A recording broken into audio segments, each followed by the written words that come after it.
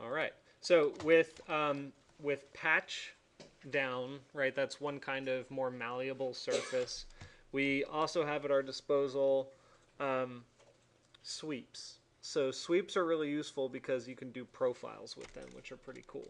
Um, in fact, if I wanted to do a sweep around my roof here and create a frame for my ceiling, you know, like a crown molding, it's pretty simple. And I'm just going to play around with that crown molding idea just to show you what I mean, how it works in a more pragmatic sense before we get more abstract. So I'm going to draw a polyline, except this time with project off, I'm going to go around the top edge of my building.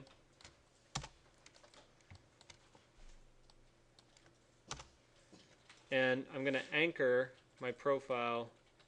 No, I won't anchor it, actually. I'll turn project on, and I'll go into this view here. So with project on, I'm just doing this real quick, guys, so you don't have to worry about doing this. I just want to show you conceptually what's going on. So I'm going to real quickly just kind of play with, you know, crown molding of some sort.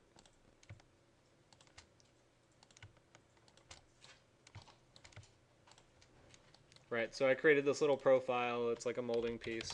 I'm going to move it from this point to here. Okay, so I want you to understand this conceptually. How does sweep work? So if I do the command sweep, you'll see that there are two types. There's sweep1 and there's sweep2. The differences are it's very important to understand the difference, right? So with sweep1, it will carry whatever profile curve you've created perpendicularly along any curve in three-dimensional space. Sweep 2 will do the same thing, except as those two curves that you set it to, not just one, two curves, as they differ from one another, it will adjust the curve or profile to fit. So what I mean by that is this. Sweep 1 asks you to select the rail. So a rail would be the curve that I just drew. Then it asks you to select the cross-section curve or curves, which is this, and you hit enter. Scene point. That should be fine. We can leave it on the standard setting, I believe, for this. And then you hit enter. And there are some features here that you can play around with, but for the most part, your standard setup will be fine, at least for all of our purposes right now. And so what that did, if you look here, you know, in detail, it actually took that profile and it extruded it around that curve and mitered it at the corner and everything like that. Okay, so if you're thinking ahead, right, part of the requirement was that you actually had rectangular profiles for your doors. Well, this is how you're going to do a very interesting rectangular profile for a door or a window or something like that. But that's not really interesting enough for a roof or for massing or anything. That's more detail. What I do want to show you is that for massing, what you'll have to do is set up a series of curves that you're going to use A for a rail and B for a profile.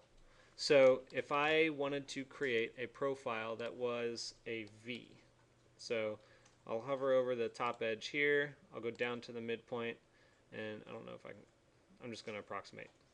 But you should actually calculate the dimensions on that, but anyway, I created a profile here at the edge. And I want that profile to sweep in an arcing action, so kind of like a bell curve. So I'll have to create, and I'm going to do it in this view here, I'll have to create a new curve. And so for me, I'm going to use a control point curve. I'm going to anchor it right here. And then I'm going to go here, and I'm going to go way up and down, and then back down to the other edge. Now this isn't exact by any means. Oh, look at that. I'm not flat. I need project on. I'll redo that again. Here, and here, and then way up, and there, and there. Alright, so this is a little funky. to start off, I'm going to actually put this on the curve so you can kind of see its relationship to the track. So when I do sweep 1, select the rail, which is that curve. Oops, sorry.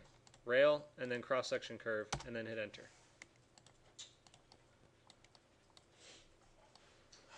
So that created a warped surface, which actually, you know, given the angle and the tightness of that curve, it folded up on itself, which isn't good. That's poor modeling. So I'll make that a little less extreme by pulling this down a bit.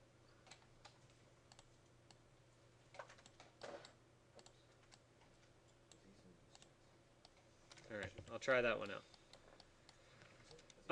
So what I showed you was with the curve exactly on the profile, but what's important to also know is that this curve doesn't have to be on the profile for it to have a relationship to the profile.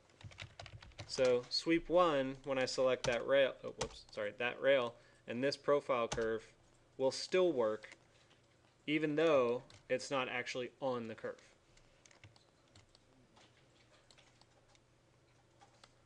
Likewise, whoops, let me go back. If I have project on and I go into my front view, and this is the most important lesson you have to learn about sweeps.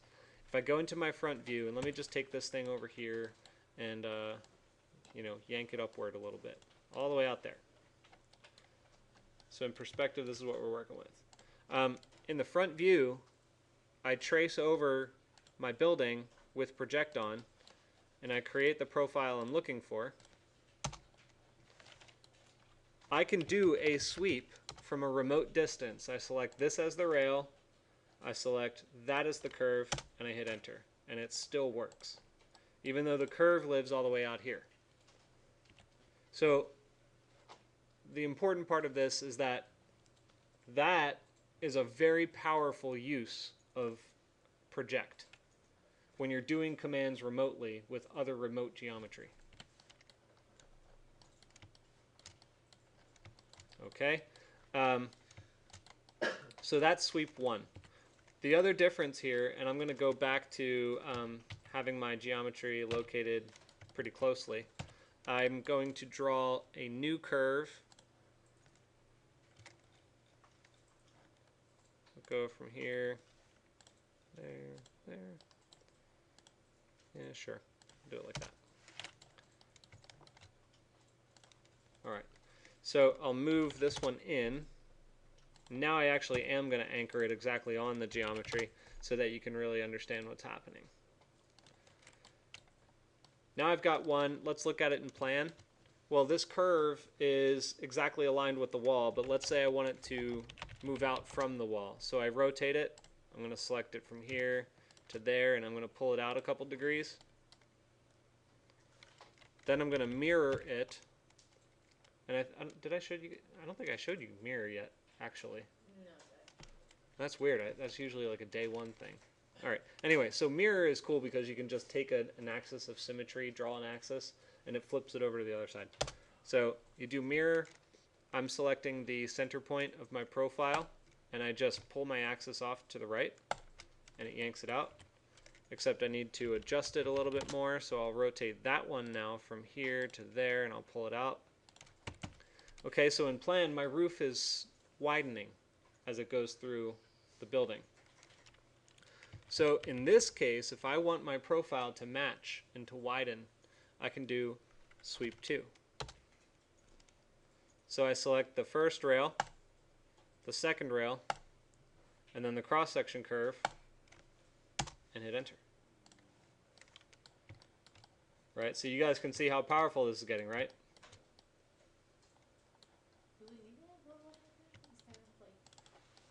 It widened. Why you make it different? Yes, the roof widened. It got wider from one end to the other. So, so it gets even more powerful than that. So if you take this curve, right, and I'm going to take these rail curves now, and I'm going to copy that profile now that I have in plan, and I'm going to apply it now in elevation. I'm going to apply it in plan. So I pull that one out a little bit. I'm going to pull this one back and pull this one back. So now they're skewed in three dimensions, right? It's a totally skewed edge. My profile now with Sweep2, first rail, second rail, that one, will do the same.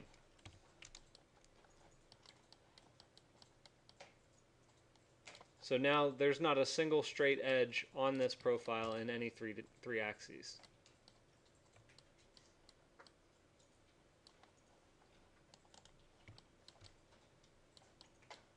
Okay, so on the subject of sweeps, what questions do you have? Okay, so what I'd like you to do is to make, let's make 2 copies of our profile here. And I want to see you guys do a Sweep1 and a Sweep2. And I'm not going to be super picky about how intricate it is. I just want to see that you understand the concept before we move on to the next one.